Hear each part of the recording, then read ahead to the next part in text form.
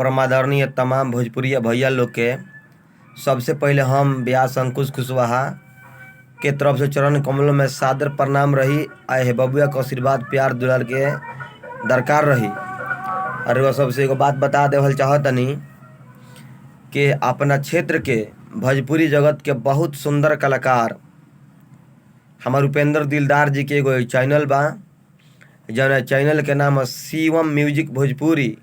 ए channel के अधिक से अधिक सब्सक्राइब करी, शेयर करी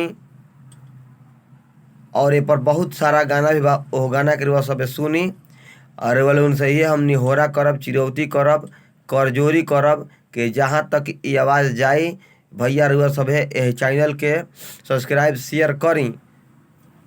भोजपुरी जगत के जे भी भैया बाटे जे भोजपुरी सुने वाला बा सबकरा से हमनी होरा करब, चिरौती करब कि रउरा सब ए चैनल के अधिक से अधिक शेयर करी, सब्सक्राइब करी और चैनल के आगे बढ़ावे में के कोशिश करी।